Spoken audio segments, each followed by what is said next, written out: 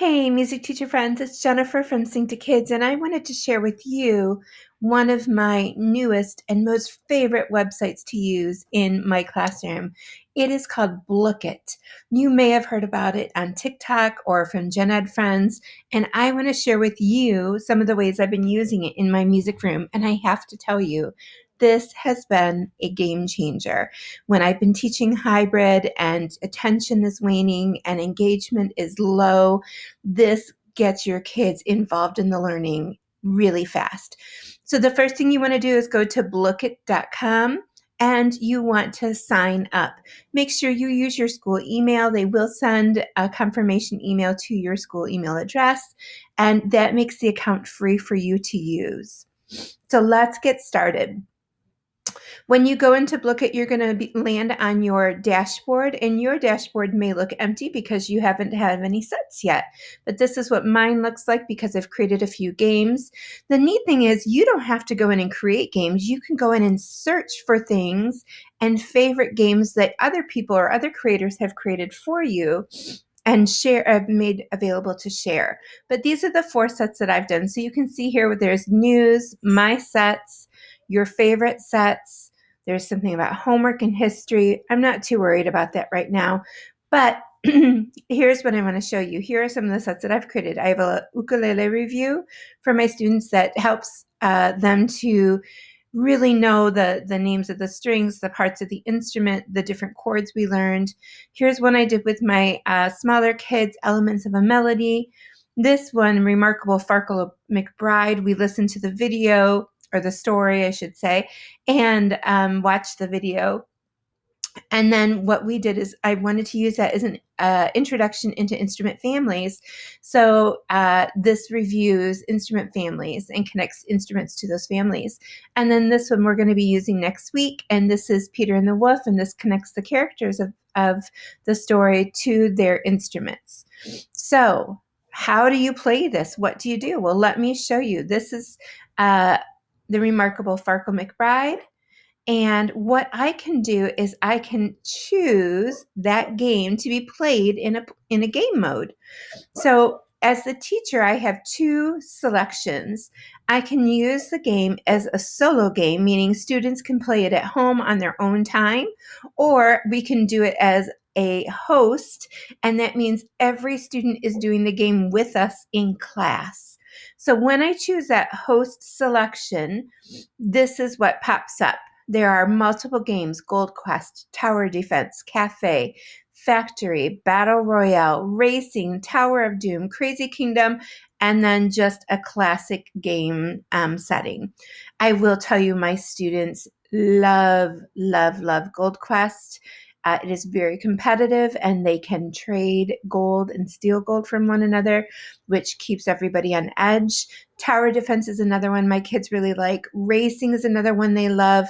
Some of them are a little less competitive, like Factory, and so you'll have to play around. Tower of Doom requires a lot of reading, so not a great game for your little ones, but for your older kids, it may be okay. So you're going to pick one of these games. So let's go ahead and click Racing, and then you can see here it says player limit up to 60, and we're going to host the game. So here's what happens when I host the game. I can choose to allow kids to join late, which is good, especially if you're doing some remote teaching where students may come onto a meet late. You want them to be able to join. I do not let my students use random names. They have to use their first name, and if they want to put something else with it, that's fine, but I want to know that I know that child is in my class.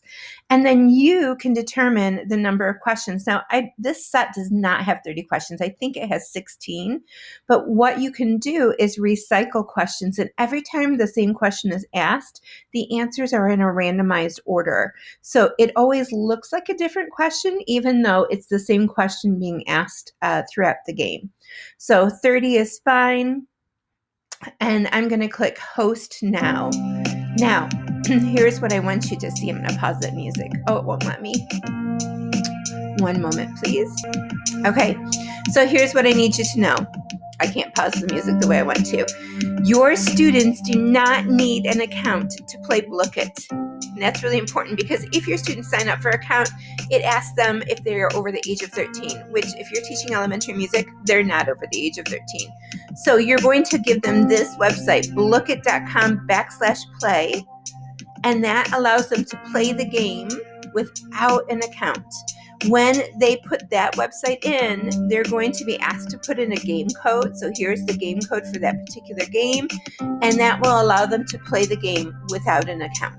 So we're going to get out of this for a second, just because I want to get rid of the music. Remember, I told you that you could play it as a host, but you could also give the game to your students so they could play at home. And when that happens, when you give it to them as a solo selection, they do not get as many choices, but there are 5 choices they can choose from. So they can play Tower Defense, Cafe, Crazy Kingdom, Tower of Doom, or Factory. So students can play the game at home, but they don't get as many selections. My kids have told me, though, that as they play games, they can earn coins and unlock other games within Blooket, but that is for kids who are creating accounts, not for kids who are just using the blooket.com/play and entering in the game mode.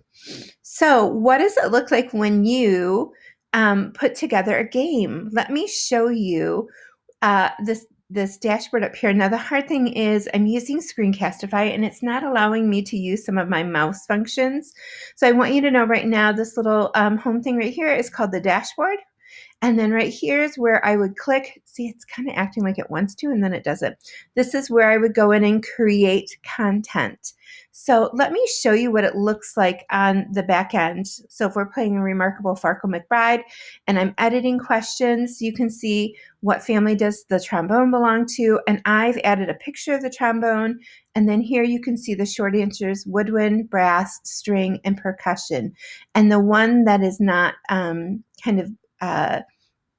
shadowed out is the correct answer there. So I can go in and edit those questions. You can see it says random answer order, and all of these questions are there for my students to use.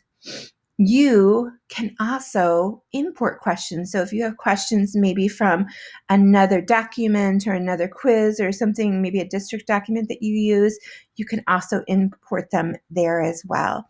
This game is set to public, so anybody can play it. You can go in and search for it and play it, but you can also set it to private. So maybe if there's an assessment you're doing with students, but you want to use Blooket and keep that content private so only your students can play it, you can mark it as a private account as well. So how do you go in and create an account or create a quiz?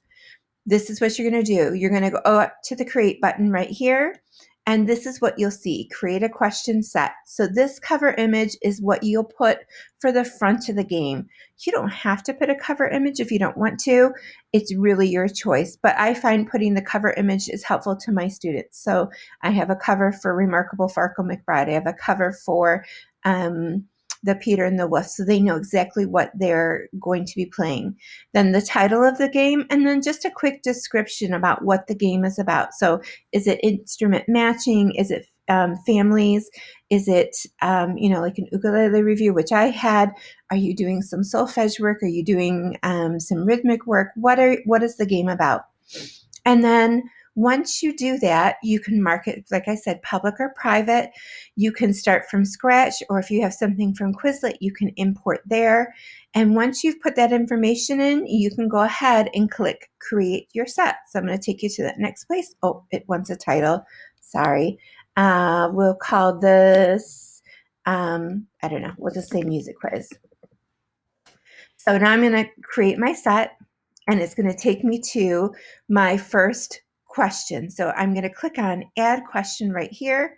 And again, I'm going to see a very similar setup. I can put an image here. So if I wanted to upload from my computer, let me go to desktop, and I have a little folder that just has Blooket images, and I'll put that one in there so you can see it. Name the instrument family. So here I can ask the question, what instrument family does the oboe belong to?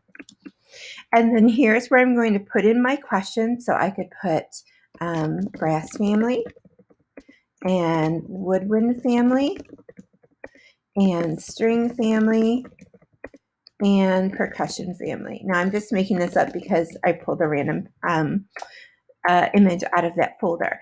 Now, once I've put the answers in here, I have to mark the correct answer. So I'm going to go ahead and put that. I will tell you, you can mark more than one correct answer. So for instance, in my melody review, where the question is, how does a melody move? Well, a melody can move up, it can move down, it can repeat. There are multiple correct answers. So you can have more than one correct answer that students can click on. They don't have to click on all correct answers. They only have to click on one of the correct answers, but I wanted you to know that. Down here, if you can set the time limit for the question.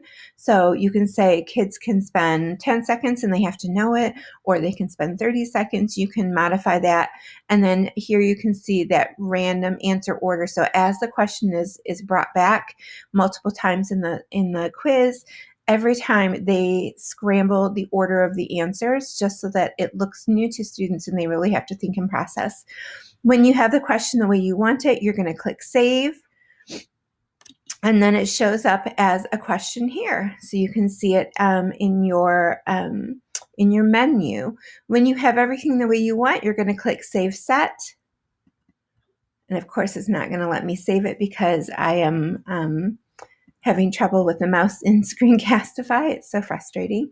But what I'll do is I'm going to take you back to the remarkable Farkle McBride. And what you can do is you can go in and copy the link.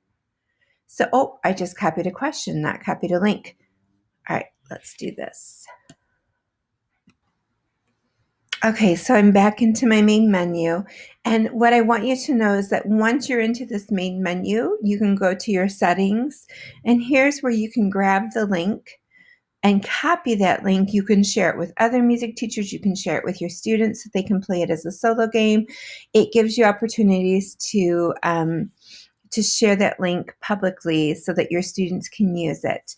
But if you're going to be playing as a class, you want to choose the host option versus the solo option. The other thing I want you to know, and I said this at the front end, is you can go in and search by content area. So you can go in and do a search and look for all the music games that are out there. You can find games that you really like, favorite them, and then they will show up as one of your favorite games right here. So this is just a quick overview into Blooket. I hope this was helpful to you. I have to tell you, it really has changed the dynamic in my room where kids are kind of like, oh, we're just, I think we're all feeling the end of the school year. My kids come in begging, are we going to do Blooket today? Are we going to do Blooket today? And so I have found that it has really changed the level of engagement with my kids. And the wonderful thing is, they're getting the same question in multiple ways. So they know this content. By the time they're done with this game, they know the content deeply and can tell me the answer to every question. And that to me is the ultimate thing. I want to know that they're learning and that they're enjoying what they learn. So I hope you will try out Blooket. Feel free to look for any of these games because all of my games are public and I'm happy to share them with others. I hope this is helpful. You guys have a great day. Bye.